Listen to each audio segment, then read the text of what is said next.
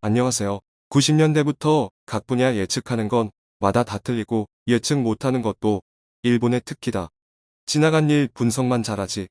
한국에 와서 1000명 정도 설문조사하면 왜 안 가려고 하는지 이유까지 알게 될 텐데. 후쿠시마에서 제일 먼 대마도에서 파는 떡볶이라고 안심하고 먹을 수 있을까? 떡을 만든 쌀이 일본에서 제일 싼 후쿠시마산 쌀일 게 분명한데. 대마도 식당 사장은 가난해서 그럴 수밖에 없다. 일본은 후쿠시마산 식품을 도쿄 올림픽 선수촌에 공급한다 했고 해외 여행객들에게 더욱 후쿠시마산 식품을 먹인다고 공표한다고 믿습니다. 각 나라마다 국민들의 복리후생을 돌보는 정부가 있고 방사능 전문 기구, 과학자들이 있습니다. 그런데도 자국민들이 일본 여행에 무방비라면 할 말 없습니다. 여행 재개에 한국인이 대거 몰려올 것으로 기대했던 일본이 뜻밖의 상황에 충격을 받고 있어 화제입니다. 막상 뚜껑을 열어보니 일본으로 가겠다는 한국인은 거의 찾아볼 수 없고 오히려 한국행을 택하는 일본인이 대거 발생하고 있기 때문입니다. 게다가 양국 공항 모습이 큰 대조를 보여 기시다 총리마저 당혹스럽게 했던 것으로 나타났습니다. 이런 와중에 일본 언론을 통해 그들이 꼭꼭 숨기고 있던 놀라운 비밀이 드러났고 이는 한국인들의 일본 여행 취소를 크게 부추겨 미래에 대한 희망마저 사라졌다는 반응이 나오고 있습니다. 한국과 일본, 무슨 일이 벌어졌기에 이런 차이를 보인 것인지 자세히 알아보겠습니다. 현재 일본 내에서는 한국으로 향하는 수요가 넘쳐나 이와 관련된 보도가 쏟아지고 있습니다. 일본 뉴스 랭킹 3위의 한국 여행지를 소개하는 내용이 자세히 올라왔을 정도입니다. 그들은 2년 전까지만 해도 일본인과 중국인이 많이 찾았던 명동의 모습이 사라졌다며 아쉬움을 드러냈고 한국 패션의 성지로 불렸던 동대문 시장도 마찬가지라며 다른 곳을 주목하기도 했습니다. 그러면서 강남역과 이태원, 홍대 입구는 주말이나 평일에도 밤낮을 불문하고 혼잡하다며 그 이유를 외국인보다는 현지인들을 위한 거리였기 때문으로 분석한 상황입니다. 이에 일본 관광업자들은 한국의 새로운 관광지 개척에 즉 안간힘을 쓰고 있습니다. 일본에서 높은 인기를 얻었던 이태원 클라스의 촬영 장소인 이태원 등을 시찰했으며 BTS가 초청돼 방문한 적이 있었던 청와대를 유망 관광지로 지목하기도 했습니다. BTS. 그러면서 청와대의 현재 모습을 대대적으로 알린 상황입니다. 그들은 특히 인산인해를 이루고 있는 한국 공항 모습을 보도하며 부러움을 나타내기도 했습니다. 출국 수요뿐 아니라 수많은 외국인이 한국을 찾고 있는 것에 놀라움을 실제로 6월 한국의 국제선과 국내선 여객수는 460만 명으로 전달 대비 4.6%가 증가하기도 했습니다. 국제선 여객수는 100만 명을 돌파했고 이는 작년 6월과 비교해 420%나 높아진 것입니다. 인천공항은 현재 시간당 항공기 도착 변수 제한이 해제됐고 24시간 운영이 가능해 수많은 외국인이 한국을 쉽게 찾고 있습니다. 대한항공은 올해 9월까지 코로나 이전 대비 50%대 회복을 예상하고 있는 상황입니다. 지난달 29일부터는 김포안에다 노선이 재개됐는데 일본인들의 한국 방문이 끊이질 않고 있습니다. 현재 양국 주요 항공사 4곳이 주 8회 운항을 진행하고 있으며 향후에는 2019년 수준인 84회까지 확대한다는 계획입니다. 한국에 대한 높아진 수요의 정부는 7월부터 멀티비자 제도까지 운영하고 있습니다. 6월에 재개한 단기 비자는 발급에 시간이 걸리는 데다 예제 수요를 따라가지 못해 1년 내 몇 번이라도 방문이 가능한 비자를 발급해주는 것입니다. 우선 일본과 대만, 홍콩인들을 대상으로 적용한다는 방침입니다.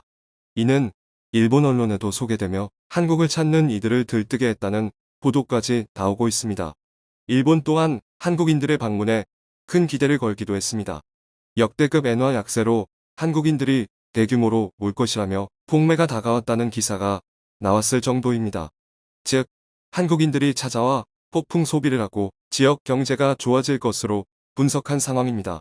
코로나 이전만 해도 여행 활성화는 일본 쪽에 유리한 면이 있었습니다.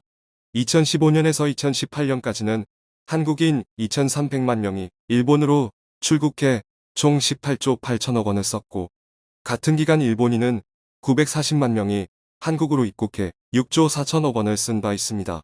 한 명당 현지에서 쓴 금액도 차이를 보였는데 한국인은 일본에서 79만 원을 소비했으며 일본인은 한국에서 68만 원 정도를 썼던 상황입니다. 결국 같은 기간 일본에 대한 한국의 여행 수지는 12조 원 적자를 기록하기도 했습니다. 2019년 하반기 수출 규제로 인한 불매가 진행되긴 했지만 일본을 찾는 외국인은 상당했습니다. 총 3,200만 명이 방문해 무려 47조 원 정도를 소비했던 상황입니다. 이는 지난해 외국인이 일본에서 소비한 금액 1조 1천억 원의 40배에 달하는 금액입니다. 당시 한국인들도 558만 명이 일본을 찾은 바 있습니다. 불매로 수요가 줄긴 했지만 한국인 전체 해외여행객의 20%를 점유했던 것입니다. 일본 소도시를 찾는 외국인 중 한국인들이 70% 이상을 차지했고 그 위상은 대단했습니다. 일본은 현재 역대급 엔화 약세에 또다시 한국인들 방문을 기대하고 있었습니다. 하지만 여행이 재개된 후 일본을 찾는 한국인이 거의 없자 당혹스러움을 감추지 못하고 있습니다. 패키지 상품을 예약한 한국인 중 상당수도 이를 취소한 상황입니다. 반면 베트남이나 필리핀 등 동남아 지역을 중심으로는 수요가 크게 증가하고 있는 것으로 나타났습니다. 일본 언론들은 이를 두고 단체 여행만 가능하고 자유여행이 불가한 것에서 이유를 찾기도 했습니다. 미리 계획한 동선으로만 다녀야 하는 데다 쇼핑도 인솔자가 있어야만 가능해 이런 상황이 됐다는 것입니다. 이에 일본 공항은 현재도 이렇게 텅텅 비어 있으며 승객을 기다리는 직원들만 멀뚱히 서 있는 상황입니다. 하지만 정작 한국인들이 일본을 찾지 않는 진짜 이유에 대해서는 애써 외면하는 모습을 보이고 있습니다. 2019년 7월 수출 규제 이후 부각된 방사능 이슈와 일본 여행 감소가 크게 연관이 있었던 것입니다. 실제로 후쿠시마 식자재를 관광객들에게 먹이고 있다는 사실은 불매를 계기로 일파만파로 퍼진 바 있습니다. 이렇게 방사능 오염토를 옆에 두고 농사를 지어 생산한 후쿠시마산 쌀과 식재료 등이 주먹밥과 도시락으로 만들어져 편의점에 진열됐으며 관광객이 많이 찾는 식당이나 호텔 조식 등에 주로 공급된다는 것이 확인되기도 했습니다. 과거 고노다로가 연간 750만 명의 한국인이 와서 이들 음식을 먹어주는데 후쿠시마 식품에 대한 수입 규제는 의미가 없다는 언급을 했을 정도입니다. 일본은 도쿄올림픽 때도 이에 대한 안전을 지속 어필했고 관광이 재개되더라도 기존 식품 공급처를 변경할 방침이 없음을 지속적으로 밝혀온 바 있습니다. 즉, 여전히 관광객들에게 이를 소비시키겠다는 것입니다. 그런데 7월 2일 일본 언론에서 현재 상황을 알 수 있는 놀라운 내용이 보도돼 난리가 나고 있습니다. 일본 대표 언론이 후쿠시마 지역 하천이나 호수 등에서 방사능 조사를 하는 전 과정을 취재했고 담주어에 대한 방사능 현황이 대대적으로 보도 벌인 것입니다. 기존에는 조사를 하더라도 TV에 보도되는 일이 없었지만 국가 책임이 없다는 판결이 나온 후 달라진 양상입니다. 조사가 이루어진 지역은 후쿠시마에 있는 다목적 댐으로 생활용수나 공업용수 등을 제공해 오던 곳입니다. 2008년 완공됐고 평상시에는 일반인들의 출입이 금지되어 있습니다. 즉 조사가 있을 때마다 특별허가를 얻어 입장을 해왔던 것입니다. 조사원들이 전날 설치한 그물망을 끌어올렸더니 상당한 물고기가 딸려 나왔고 산천어와 황어 등 보기에도 끔찍한 것들이 많아 촬영자를 놀라게 하기도 했습니다. 다른 포인트에서도 대량의 물고기가 잡혀 자연이 정상으로 돌아가고 있는 듯한 기대를 내비치기도 했습니다. 특히 황어구이는 후쿠시마 하천에 널리 퍼져 있어 이것을 조사하는 것이 각지의 방사선 농도를 평가하는데 최적이라는 설명을 하며 자신감을 보였죠. 그들은 작은 물고기의 먹이가 되는 플랑크톤도 조사해 방사능 축적 과정을 확인한 것으로 나타났습니다. 수심이 얕은 곳에서는 전기 충격기로 물고기를 획득하기도 했는데 개울에 충격기를 넣어 떠오르는 물고기를 건져 올려 대개울의 충격 실험실로 가져갔던 것입니다. 이렇게 잡은 물고기들의 무게와 성별, 위 내용물 등을 확인한 후 방사능을 측정했고 그 결과는 놀라웠습니다. 담주어의 40에서 50%에서 기준치를 초과하는 방사성 물질이 확인됐다는 것입니다. 이는 산이나 개울, 강 등이 모두 심각하게 오염돼 있음을 알 수 있는 대목입니다. 이를 본 네티즌들은 수돗물도 댐물을 여과해 마시는 만큼 위험에 노출돼 있다며 우려를 표하고 있습니다. 게다가 최근에는 일본 정부가 숨기는 진짜 방사능 수치까지 공개돼 화제가 됐습니다. 일본은 개인이 직접 방사능 수치를 측정하고 이를 공유하는 행위를 불법으로 규정해 놓고 있는데 그중 진실을 알리겠다는 용감한 시민이 이를 SNS에 공개해버린 것입니다. 그가 체크한 곳 중 적은 곳은 80 마이크로시버트로 나타났고 가장 높은 곳은 260을 넘기기도 했습니다. 1986년 체르노빌 사고 당시에는 해당 수치가 5.4 이상일 때 강제 대피를 해야 했는데 일본 후쿠시마 인근은 여전히 50배 이상을 나타내고 있는 것입니다. 최근 체르노빌 원전 인근에서 러시아군과 교전이 있었을 때 시간당 3마이크로시버트였던 설량이 한때 92까지 치솟아 전 세계적 우려가 나왔던 적이 있습니다. 그런데 일본은 항상 이 상태보다 나쁘다는 것이 드러난 상황입니다.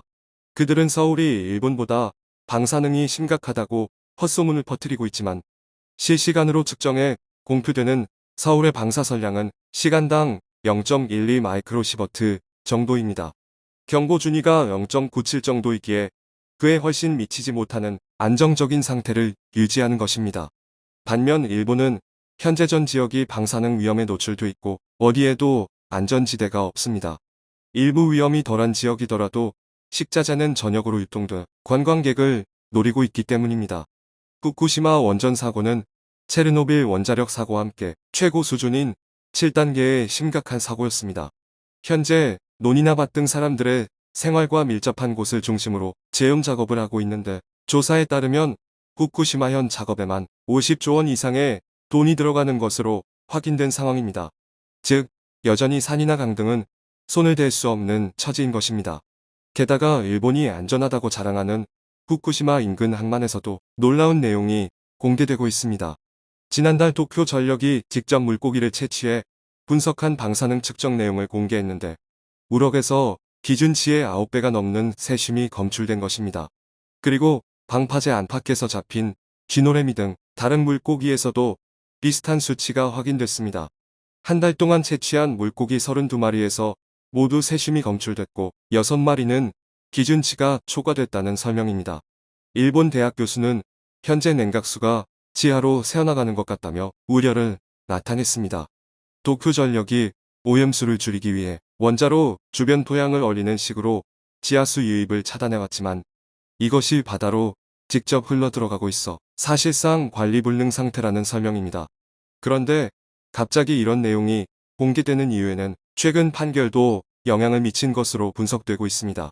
지난달 18일 일본 최고 재판소는 후쿠시마 사고에 대해 정부 배상 책임이 없다는 판결을 내렸기 때문입니다. 지진과 해일의 규모가 예측하기 어려운 수준이었고 설령 도쿄 전력에 필요한 조치를 지시했더라도 막지 못했을 가능성이 높다고 본 것입니다. 이번 판결로 이미 확정된 14억엔의 배상액은 도쿄 전력이 모두 부담하게 된 상황입니다. 그런데 피해자들은 최근 1년 반 동안 지진이 150번이 넘었을 만큼 일본은 위험 지역이라며 지진이 날 것을 충분히 예견하면서도 원전을 허가한 일본 정부의 책임이라며 하소연을 하고 있습니다. 원전 사고 당시 인근 13개 마을에 피난 지시가 내려졌는데 일부 지역은 접근 금지가 해제된 후에도 많은 주민들이 돌아가지 못하고 있어 정부의 적극적인 대처를 원하고 있는 것입니다. 현재 기시다 정권은 이번 판결을 계기로 원전 재추진에 대한 강한 의지를 밝히고 있습니다. 가능한 의존도를 저감한다는 기존 문구를 빼고 재생에너지와 함께 원자력을 최대한 활용한다는 내용을 담은 것입니다. 일본은 후쿠시마 사고 이후 원자로 40여 개의 가동을 중단했고 현재 10개를 가동 중에 있는데 이를 더 확대하겠다는 의미로 해석되고 있습니다. 즉, 일본의 상황은 언제 다시 크게 악화될지 모르는 것입니다. 이 영상을 세계어로 자막 넣어서 전 세계에 퍼뜨려야 합니다. 아직도 모르는 세계인들이 멋모르고 일본 여행 가서 피해보는 일 없도록. 과연 이런 나라로 여행을 갈 필요가 있을까요? 좋아요와 구독 알림 설정은 컨텐츠 제작에 큰 힘이 됩니다.